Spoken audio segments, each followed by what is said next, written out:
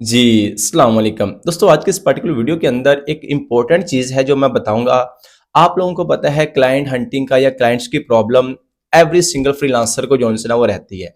मेरी हमेशा से कोशिश रही है कि मैं आप लोगों को वो चीज़ बताऊँ जो एक्चुअल में क्लाइंट के पॉइंट ऑफ व्यू से हो। क्योंकि देखो अल्टीमेट हमने काम करके देना है क्लाइंट्स को, चाहे आप ऑनलाइन किसी भी किस्म का काम करते हैं ना, आपने क्लाइंट्स को करके देना होता है। अगर आप क्लाइंट को नहीं गाइड कर पा रहे या क्लाइंट की रिक्वायरमेंट को बीट नहीं कर पा रहे, मतलब जो उसकी रिक्वायरमेंट है कि मुझे ये वाली चीज चाहिए, अगर वो आपके पास नहीं है या आप नहीं कर पाओगे तो क्लाइंट कभी भी आपके साथ काम नहीं करेगा। इससे पहले कि हम मजीद गलतियां करें या हम चीज ये ना सीखें, अभी इधर से मैं आपको क्लाइंट का एक छोटा सा मैसेज दिखाऊंगा जो कि एक आप ही है, मेरे स्टूडेंट, उनको क्लाइंट की तरफ से मैसेज आया और उन्होंने अपनी रिक्वायरमेंट बताई है। देखिए मैंने काफी वीडियोस के अंदर आप लोगों को एक्सप्लेन किया है, आपकी लर्निंग एक्चुअली में तब होगी, आपका माइंड तब ओपन होगा एक्चुअल में जब कोई क्लाइंट आपके पास आएगा और वो आपसे बात करेगा और वो आपसे चीजें मांगेगा। तो फिर आप अपना सर पकड़ के बैठ जाइए कि हम क्या सीखते रहे और हमें क्या पूछा जा रहा है। मतलब आपको तो जस्ट ये बता दिया गया है कि आप एडमिन इस तरह फाइंड करें, क्लाइंट इस तरह, लेकिन जब क्लाइंट ने आना है उसने कैसे बात करनी है, क्या कुछ पूछना है, उसको हैंडल कैसे करना है, उन चीजों को बीट कैसे करना है, उनका जवाब कैसे देना है, क्या वो चीजें कैसे सीखनी है जो क्लाइंट डिमांड करता है।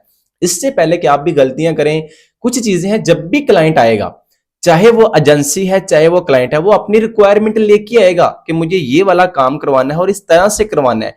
इससे पहले कि वो रिक्वायरमेंट आपको बताए और आप कंफ्यूज हो जाएं कि ये चीजें तो मैंने सीखी नहीं है, इन चीजों के बारे में मुझे पता ही नहीं है, कभी गाइड ही नहीं किया गया, तो आपको आपका वीर जॉनसन ना वो बताता है कि आपने एक्चुअल में चीजों को कैसे लेके चलना है। स्क्रीन के ऊपर आपको नजर आ रहा है, ये एक वो मैसेज है जो मेरी एक स्टूडेंट है आपकी बैच 11 की, उनको ही आया, तो उन्होंने कहा सर ये क्लाइंट्स की रिक्वायरमेंट है, इसके अकॉर्डिंग हमें गाइड कर दें।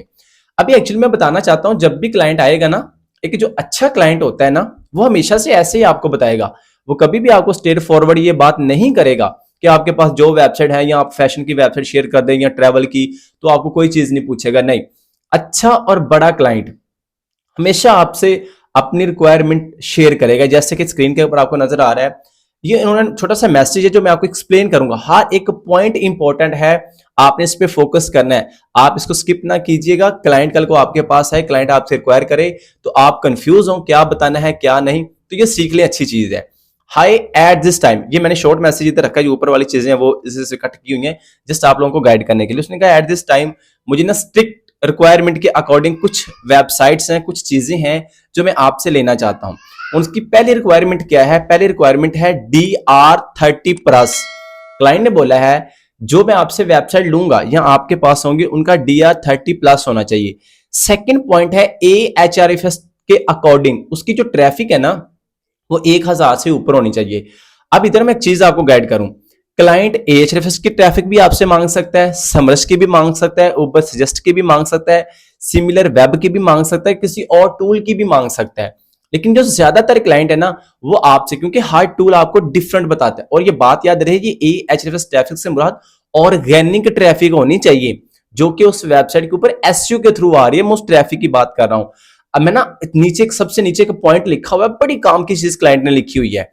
एक्चुअल में वो चीज बताना चाहता था जबकि 1 से 1.5 साल पहले मैं इस चीज के बारे में आप लोगों को पीट पीट के बता चुका हूं कि आया, अगर आप वाकई क्लाइंट लेना चाहते हैं या क्लाइंट के साथ काम करना चाहते हैं, इस रिक्वायरमेंट को बीट करो, इस रिक्वायरमेंट के अकॉर्डिंग सीखो, अपनी लर्निंग को उसके अकॉर्डिंग जो सा वो लेके चलो। लेकिन नहीं, हम क्या कर रहे हैं, हम वही जो सिखाया जा रहा है भाग रहे हैं। जी मुझे शीट बनानी आ गई है, मेरे पास डाटा है, क्लाइंट नहीं मिल रहे। भाई क्लाइंट कैसे मिलेंगे, हमें ये नहीं पता क्लाइंट को चाहिए क्या। जब तक हम मार्केट की डिमांड को नहीं समझेंगे तो हम सप्लाई कैसे कर पाएंगे, इस बात को समझें। थर्ड पॉइंट देखिए उसने क्या लिखा है, उसने कहा जो भी आप वेबसाइट शेयर करें उसकी मैक्सिमम प्राइस जो है ना वो $100 होनी चाहिए, मतलब इससे ऊपर ना हो। ठीक है, अगर आपके पास इस रिक्वायरमेंट के अकॉर्डिंग वेबसाइट होंगी तो आप उसके साथ शेयर करेंगे।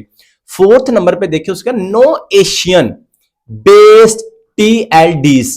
इसका मतलब पता क्या होता है, उसने बोला जो वेबसाइट आप शेयर करेंगे ना उसकी traffic Asian country means Pakistan, India, Bangladesh, इस तरह की और भी कंट्रीज एशियंस के अंदर आती हैं, इनसे ट्रैफिक उनकी नहीं आनी चाहिए। एशियन कंट्री से ट्रैफिक उसकी नहीं होनी चाहिए। इधर फोर्थ नंबर पे ये पॉइंट लिखा है। अच्छा क्लाइंट हमेशा अपनी इसी तरह रिक्वायरमेंट आपके लेके आएगा। इतनी डिटेल चीजें आपको बताएगा, क्योंकि भाई उनके पास भी इतना टाइम नहीं होता कि वो बार बार चीजें डिस्कस करें, बार बार पूछें, बार बार मैसेज करें। वो एक ही मैसेज के अंदर, एक ही रिक्वायरमेंट के अंदर अपनी एवरीथिंग जो है वो चीजें, प्रॉब्लम जो है वो सॉल्व करने की कोशिश करते हैं। ये बात आप भी बड़े अच्छे से जानते हैं कि उनके पास इतना टाइम नहीं होता, ठीक है, इसलिए तो वो हमें लोगों को हायर करते हैं। नंबर 5 पे देखिए, उसने लिखा है avoid sites less than 40% content focused on Asian country. अब उसके ऊपर जो कंटेंट लिखा हुआ है ना, वो 40% से कम होना चाहिए अकॉर्डिंग टू एशियन कंट्री। जैसे देखो ना, पाकिस्तान के अंदर उर्दू बोली जाती है, जो से ना इंडिया के अंदर हिंदी बोली जाती है, मतलब हर बांग्लादेश के अंदर बंगाली बोली जाती है। उसने कहा उन वेबसाइट का जो कंटेंट होना चाहिए ना, वो 40% से कम हो एशियन कंट्री से, मतलब कि उन चीजों के अंदर उसका कंटेंट या उन ऑडियंस के, इसका मतलब ये नहीं है कि वो उर्दू में या हिंदी में हो, इंग्लिश में, लेकिन टारगेट ऑडियंस को उनको ना टारगेट किया जा रहा हो। इसका इसका पॉइंट 5 का ये वाला जो सा मतलब है। 6 पॉइंट पे उसने लिखा है जी, no spamming sites. Spamming site कौन सी होती हैं? जिसमें पीबीएन बैकलिंक्स आते हैं, लो क्वालिटी की वेबसाइट्स आती हैं, इररेलेवेंट बैकलिंक्स आते हैं, या ऑटोमेट जो बैकलिंक्स बनाए जाते हैं वो आते हैं। उसने कहा वो वाले नहीं होने चाहिए, ठीक है। नंबर 7 पे देखें, no porn and gaming content on the home page. उसने कहा कि पोर्न से रिलेटेड, मतलब गलत गैम्बलिंग कंटेंट या गेमिंग से रिलेटेड कंटेंट उसके होम पेज के ऊपर नहीं होना चाहिए। आपको पता है ना, बहुत सारी वेबसाइट गेमिंग से रिलेटेड हैं या हेल्थ से रिलेटेड होती हैं, तो उसके होम पेज पे किसी और किस्म का कंटेंट वो भी नहीं होना चाहिए। नंबर 8 पे देखें, no more than 10% of content related to porn and gaming. 10% से अगर ज्यादा कंटेंट, मतलब फर्ज करें, एक तो उसने बता दिया वो कंटेंट होम पेज पे ना हो, सेकंड उसने बताया अगर हो भी तो वो उसके होम पेज से हटके भी हो तो वो 10% से ज्यादा नहीं होना चाहिए। आगे देखिए उसने क्या लिखा है, नंबर 9 पे देखें, avoid sites covering multiple unrelated topics. Multiple topics का पता क्या मतलब है? जर्नल वेबसाइट्स नहीं होनी चाहिए। मल्टीपल टॉपिक जैसे ट्रैवल भी है, हेल्थ भी है, फैशन भी है, जो सा वो डिफरेंट डिफरेंट एक से ज्यादा कैटेगरीज के ऊपर वो काम करिए, तो वो भी नहीं होनी चाहिए। अनरिलेटेड टॉपिक, इररेलेवेंट टॉपिक से रिलेटेड वो वेबसाइट हो, वो भी ना हो। ये वो चीजें उसने बताया कि आपकी उस वेबसाइट के अंदर नहीं होनी चाहिए। जस्ट इमेजिन कि एक क्लाइंट आपको एक वेबसाइट से रिलेटेड इतनी रिक्वायरमेंट बता रहा है, मतलब जो भी वेबसाइट शेयर करेंगे उनके अंदर ये वाली चीजें नहीं होनी चाहिए। उसके बाद नंबर आप 10 पे देखें, no sites that openly advertisement guest for submission example in header and footer. उसने कहा है कि वो website openly write for us के पेजेस के ऊपर बात ना कर रही हो। ये देखो क्या लिखा हो, openly advertisement gas post submission. Openly वो ये बात ना कर रही हो, जैसे राइट फॉर अस का पेज ना हो, want to write for submit a guest post. अब हमें तो बताया ये गया है कि आप गूगल पे जाए राइट फॉर अस लिखें वो वेबसाइट, भाई इधर क्लाइंट कह रहा है उनके ऊपर ओपनली वो राइट फॉर अस का पेज ना बना हुआ हो। देखो ये चीज मैं आपसे 1 से 1.5 साल पहले गाइड कर चुका हूं कि भाई अब क्लाइंट आपसे राइट फर्स्ट वाली वेबसाइट रिक्वायर नहीं करते, क्योंकि उनके पास तो हर बंदा चले जाता है, हर बंदा गेस्ट पोस्ट ले लेता है। अब जितनी ज्यादा किसी वेबसाइट के ऊपर गेस्ट पोस्ट होती है, मतलब कि आउटबाउंड लिंक्स होते हैं, वो किसी क्लाइंट के लिए, किसी कस्टमर के लिए उतने ही जो है ना अच्छे नहीं होते, ठीक है। ये चीज मैंने आपको ऑलरेडी बता चुका हूँ। आगे देखें, इसलिए तो मैंने आपको एक रिवर्स इंजीनियरिंग का यूनिक वेबसाइट निकालने के लिए मेथड बताया है। उसके अलावा मैंने आपको इन्फॉर्मेशनल कीवर्ड्स के ऊपर जो है ना वो बताया कि आप यूनिक डाटा निकालें, वो डाटा जो मार्केट में किसी के पास नहीं है। उसके बाद नंबर 11 पे देखें, उसने कहा no sites with exclusive ads about the folder. उसने कहा है कि कोई भी वेबसाइट जो आप मुझे शेयर करें उसके बहुत ज्यादा ऐड होम पेज के ऊपर ना, मतलब जैसे ही वेबसाइट को ओपन करें, पेज को ओपन करें, तो उस पर एडवर्टाइजमेंट हो। और क्योंकि देखो आपको पता है जब भी आप कोई वीडियो देखते हो तो उसके ऊपर अगर ऐड ही आते रहे, ऐड ही आते रहे, तो आप उसको स्किप कर दोगे। उसने कहा अगर उस पर ऐड ही, मतलब एक्सक्लूसिव, मतलब कि ज्यादा एड्स आ रहे हैं, तो कोई भी बंदा वेबसाइट को ओपन नहीं करेगा, उसको अवॉइड कर देगा। इसलिए उसके ऊपर ज्यादा एड्स नहीं होने चाहिए, या फिर होने नहीं चाहिए, या फिर ज्यादा ना हो, मतलब पूरी पेज के ऊपर वो चीजें शो ना हो रही हो। आगे चलते हैं, रेफरेंस नीश। अब उसने बताया है ये जो ऊपर मैंने रिक्वायरमेंट बता दी है ये आपके वेबसाइट के ऊपर ना हो। अब मुझे नीश कौन सी चाहिए, किस कैटेगरी से रिलेटेड चाहिए?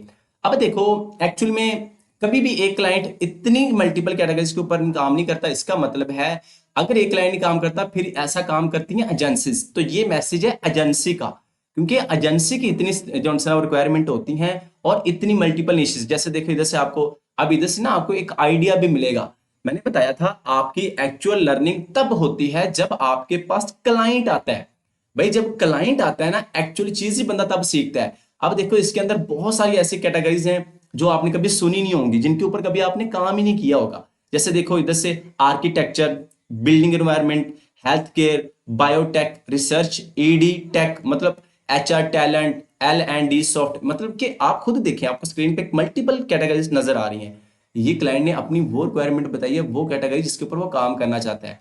इसके अलावा इस क्लाइंट से, इस एजेंसी से हट के भी अगर आप सोचें तो आपको इधर से आइडिया मिल रहा है कि भाई एक्चुअली में लोग कैसे काम करते हैं, किन किन चीजों के ऊपर जाके वो चीजें जो उनसे वो एक्सप्लेन करते हैं। तो इधर से आप आइडिया पकड़ के आप उनके लिए एडमिन क्लाइंट भी हंटिंग कर सकते हैं अपने लिए, वो आपकी मर्जी है। बाकी हर चीज इधर जो सा वो लिखी हुई है उन्होंने बताया। इधर से स्पेसिफिक कंट्री कौन सी है, Canada, financial services, wealth, assets management sites, मतलब इनसे रिलेटेड उनको कनाडा से रिलेटेड ज्यादा जो सा वो चाहिए। उसने कहा अगर please send only site that specific match the criteria about, include the site's price and each and everything and the best email to contact you। अगर आपके पास जो ऊपर मैंने रिक्वायरमेंट बताई है इसके अकॉर्डिंग अगर आपके पास वेबसाइट है तो आप हमें लाजमी हमारी ईमेल पे कांटेक्ट करें, हम आपसे जो है वो काम करवाएंगे। आप मुझे खुद बताएं, ये जो रिक्वायरमेंट ऊपर क्लाइंट ने बताई है, अगर हमें ये आइडिया ना हो, हमें पता ही ना हो ये क्या चीज़ है, कैसे होगी, कैसे लेके चलेंगे, क्या कभी भी क्लाइंट हमारे साथ काम करेगा? अगर क्लाइंट को आप समझा नहीं पाओगे, इस तरह की वेबसाइट आपके पास नहीं होंगी।